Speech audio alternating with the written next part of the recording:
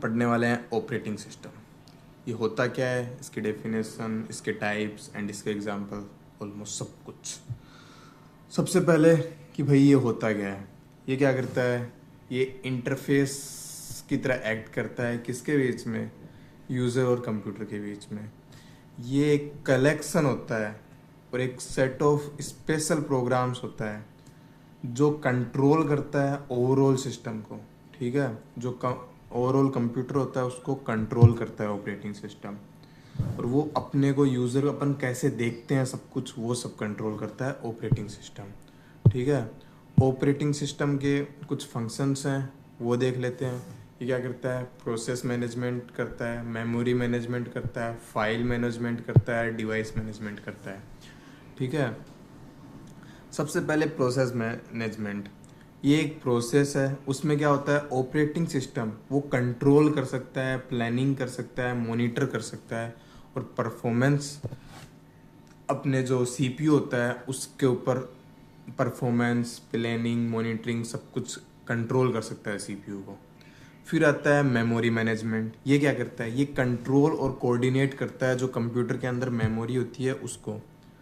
ठीक है, फिर आता है फाइल मैनेजमेंट। इसका मेन फंक्शन होता है जो अपने फाइल डाटा होता है जितना भी कंप्यूटर के अंदर उनको मैनेज करना, यही इसका मेन फंक्शन है। ठीक है, फिर आता है डिवाइस मैनेजमेंट। ये क्या करता है, जो अपने मतलब कंप्यूटर के अंदर अपन जोड़ते हैं, सीपीयू जोड़ लिया, माउस जोड़ लिया, सॉरी कीबोर्ड जोड़ लिया, कीबोर्ड, माउस, प्रिंटर, उन सबको जोड़ने के बाद में उन सबको मैनेज भी तो कोई करता है, वो करता है डिवाइस मैनेजमेंट। ठीक है, ये डिवाइस मैनेजमेंट है, ये इसका काम है। फिर आता है टाइप्स ऑफ ऑपरेटिंग सिस्टम की ऑपरेटिंग सिस्टम के टाइप्स क्या क्या हैं। तो पहला टाइप आता है बैच प्रोसेसिंग ऑपरेटिंग सिस्टम। क्या करता है, ये क्या करता है कि इसमें नंबर ऑफ जॉब्स है उन सबको एक साथ मिला के एक ग्रुप की तरह एग्जीक्यूट करें, तो उसी को batch of processing operating system क्या करता है। ये क्या करता है, ये रिस्पॉन्सिबल होता है किसके लिए, जॉब्स को इंक्लूड करने के लिए प्रायोरिटी के हिसाब से। जैसे कुछ काम है तो वो एक के बाद दूसरा काम होगा, उन सबको कौन करता है, ऑपरेट कौन करता है, ये बैच प्रोसेसिंग ऑपरेटिंग सिस्टम होता है। इसका एक एग्जांपल है यूनिक्स। ठीक है, फिर आता है सिंगल यूज़र ऑपरेटिंग सिस्टम। ये क्या होता है, इसमें सिर्फ एक यूज़र एक टाइम पे काम कर सकता है। ठीक है, ये मोस्टली अपन जो पीसी होते हैं, सिंगल अपने जो पर्सनल कंप्यूटर होते हैं उनमें होता है।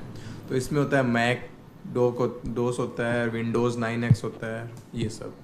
फिर आता है मल्टी यूज़र ऑपरेटिंग सिस्टम। इसमें एक कंप्यूटर से बहुत सारे मल्टी यूज़र हो सकते हैं, सेम डाटा मिलता है उनको, एप्लीकेशंस मिलती सॉरी और उनको मल्टीपल यूज़र्स एक साथ में यूज़ कर सकते हैं। अपन ने कई बार होता है ना, अपन लोग जाते हैं जैसे कंप्यूटर सीखने, RKCL का कोर्स करने जाते हैं, तो उसमें बहुत सारे मॉनिटर्स होते हैं लेकिन सीपीयू सिर्फ एक होता है।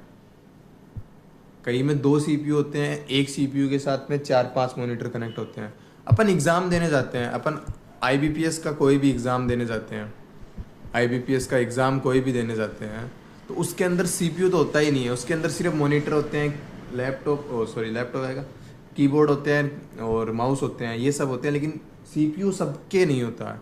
सीपीयू सिर्फ कुछ के अंदर होता है। तो वो कैसे करते हैं, वो एक सीपीयू से 3-4 मॉनिटर यूज़ करते हैं, एक साथ में डाटा यूज़ करते हैं। तो वो होता है इसी से, मल्टी यूज़र ऑपरेटिंग सिस्टम से। फिर आता है मल्टीटास्किंग ऑपरेटिंग सिस्टम।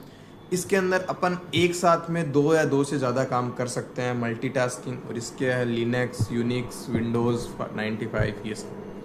अब जो मल्टीटास्किंग ऑपरेटिंग सिस्टम है इसको आगे भी डिवाइड किया गया है। तो पहला तो आता है प्रिमिटिव मल्टीटास्किंग ऑपरेटिंग सिस्टम। ये क्या करता है, ये यूज़र्स को ऑपरेटिंग सिस्टम को शेयर करने को अलाउ कर देता है, किसके साथ में, अंडरलिंग हार्डवेयर रिसोर्सेज को शेयर, जो कुछ अलग दूसरों के साथ में शेयर करना अलाउ कर देता है।